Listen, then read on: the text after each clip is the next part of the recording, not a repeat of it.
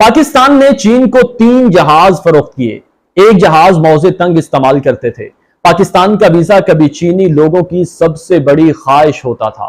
आपको शायद ये जानकर हैरत होगी कि यही पाकिस्तान माजी में चीन की पहली विंडो हुआ करता था, पहली खिड़की हुआ करता था। चीन ने पाकिस्तान के जरिए दुनिया को देखना शुरू किया। PIA पहली इंटरनेशनल एयरलाइन थी जिसने पहली बार चीन की सरजमीन को छुआ था, जिसकी लैंडिंग पर चीन में जश्न मनाया गया था। अयूब खान के दौर में पाकिस्तान ने चीन को 3 जहाज फरोख्त किए थे, जिसमें से एक जहाज मौजे तंग इस्तेमाल करते थे। इस जहाज पर आज भी कर्टिसी बाय पाकिस्तान लिखा हुआ है। पाकिस्तान वो वाहिद मुल्क था जिसने चीनी मसनूआत की इंपोर्ट की इजाजत दी थी और हम तवील अरसे तक चीन की रेजर और सुइयां इस्तेमाल करते रहे। पाकिस्तान ने चीन के मुसलमानों को हज और उम्रे की सहूलत भी दी।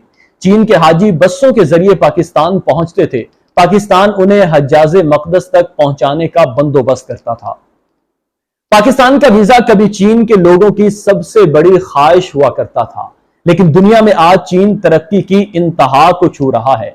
आज चीन 40 अरब डॉलर के मंसूबे लेकर पाकिस्तान आता है तो हम उसे तारीख का अहम तरीन वाकया करार देते हैं।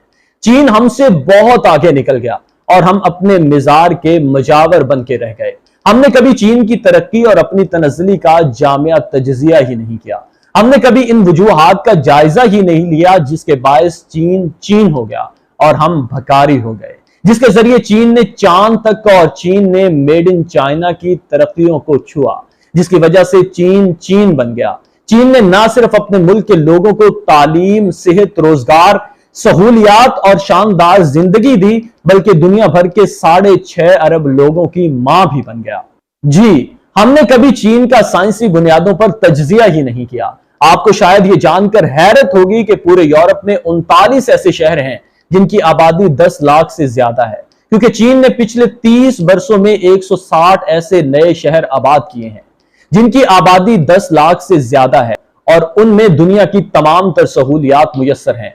आज मर्सिडीज कारों का सबसे बड़ा कारखाना चीन में है। आज यूरोप, अमेरिका, पाकिस्तान में ऐसे फल और सब्जियां मिलती हैं जिन पर चीन का स्टिकर लगा हुआ होता है। आज दुनिया की 36,000 मल्टीनेशनल कंपनियां चीन में फैक्ट्रियां लगाने पर मजबूर हैं और हमने कभी चीन की तरक्की की वजूहात जानने की कोशिश ही नहीं की और ना ही ऐसे अपने सवाल के शवाहिद इकट्ठे किए।